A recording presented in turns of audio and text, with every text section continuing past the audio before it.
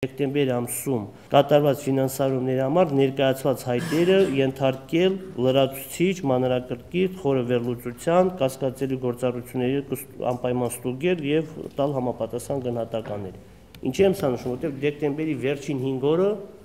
ամեն օր 1 միլիարդի ֆինանսավորում հաթեթներով վճարումներ էինք իրականացնում, եւ դրանք պետք է ստուգեինք։ Հանրապետության վարչապետն այսօր գործընկերներին դիտողություն կատարեց նաև անցած տարի կատարված լրացուցիչ ծախսերի մասով։ Կար պայմանավորվածություն, որ տարեվերջին կատարված ցանկացած լրացուցիչ ծախս պիտի համաձայնեցվեր ֆինանսների եւ էկոնոմիկայի նախարարության հետ, սակայն այս հանձնարարությանը պետական կառույցները ոչ միշտ են հետևել։ Ֆինանսավորումները տարվա վերջին իհարկե մենք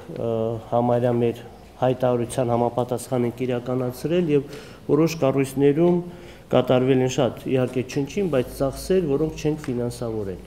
2014 թվականին արգելում է նման երևույթները։ Բնականաբար այս մասով հրահանգը կրկնվեց նաև այսօր։ Ֆինանսների նախարար Սպարտակ Թևոսյանը գործընկերներին ներկայացրեց 2014 թվականի պետական բյուջեի կատարումն ապահովող միջոցառումները այս եռամսյակի համար։ Եռամսյակային կտրվածքով եկամուտները եւ ծախսերը արձանագրել ենք այն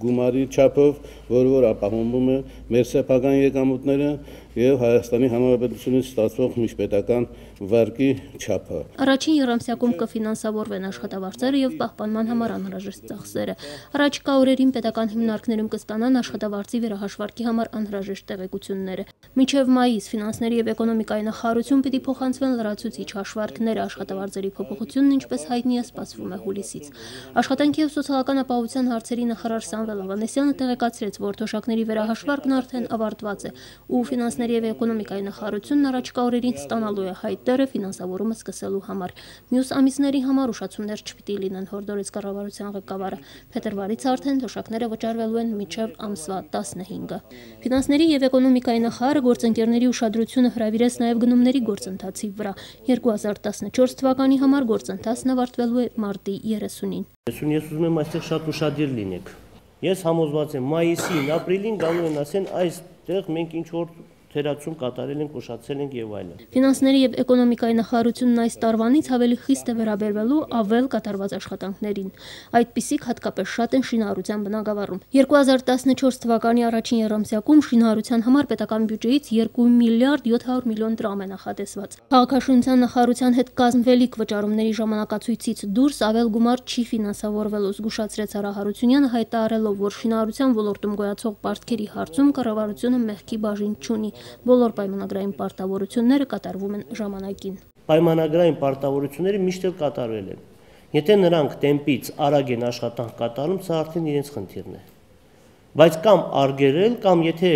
հնարավորություն ունեն, իրենք ունեն սեփական միջոցներ, որը թույլ է տալիս արագ աշխատելու, բայց պայմանը մեկ աշխատավարձների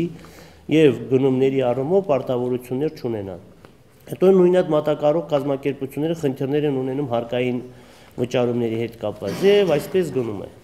Սա կատեգորիկ եւ վերահսկողությունը ձեզ վրա, պարոն Շախամանյան։ Այսօր կառավարության ընդունած երկրորդ որոշումը վերաբերում էր հունվարի 1-ից եկամտահարկի փոփոխությանը։ Բնակչության եկամուտները սկսված գործընթացի արդյունքում չպիտի նվազեն։ Այդ պատճառով առաջիկայում տեղերում պիտի ճշտվեն աշխատավարձերի դրույքաչափերը համապատասխան փոփոխություններ կատարելու համար։ Եկամտային հարկի ներդրմամբ պայմանավորված փաստացի ստացվող աշխատավարձի նվազեցումը բացառելն է, ճիշտ նույն չափով դրույքաչափերը փոփոխելու ճշգրտելու միջոցով։ Նոր համակարգին անցնելու համար արդեն նախապատրաստությունները սկսել են նաև հարկային մարմնում։ Լուսինե Ավանեսյան, Հովիկ Առաքելյան, օր։